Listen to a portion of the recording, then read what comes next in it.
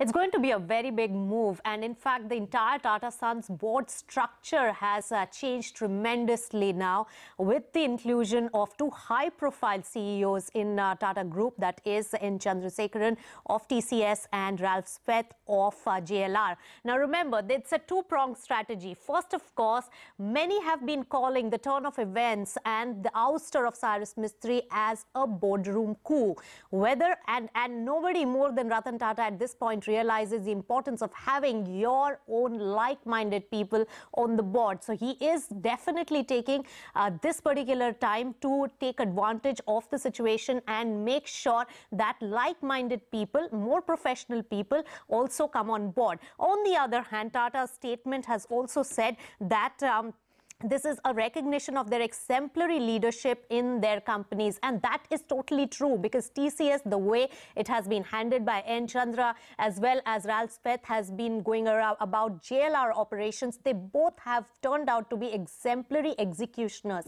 And definitely, apart from the, quite a reverse of the GEC that was created by Cyrus Mistry, where there was think tank but less executives, here we have real professionals who are the executives of the group, and they are the stakeholders in the group who have been inducted on the board of Tata Sons. So in the last few months that we've seen, Amit Chandra, Ajay Piramal, Venu Srinivasan, three high-profile executioners and professionals coming in from outside, and now with the induction of two insiders of Tata Groups, the two who have performed so well, the entire Tata Sons board is a different new world now, and that is going to take forward the strategy under the leadership of Ratan Tata and later a permanent chairman who will be really chosen by the group. Let's take it straight to an expert joining us from the tech industry. Corporate then, and CP Gurnani, the MD and CEO of Tech Mahindra, is right here with us on CNBC TV 18. Mr. Gurnani, so good to have you on the show. Nisha Podar here from the studios. Of course, we broke the story first. N. Chandra is on the board of Tata Sons. How do you react to such an elevation? And of course, TCS, you've been competing with this company, has done tremendously well over the last few years. So I think, again, I'm a huge admirer of N. Chandra. He's a good friend. We have both served together on NASSCOM. We have served together on the World Economic Forum, IT Governance Council. So I've had a chance to interact with him very intimately. Clearly a sound professional, clearly a go-getter, clearly a person who understands more than anyone else that the world around us is changing and changing, where every industry in the world is getting disrupted or will get disrupted.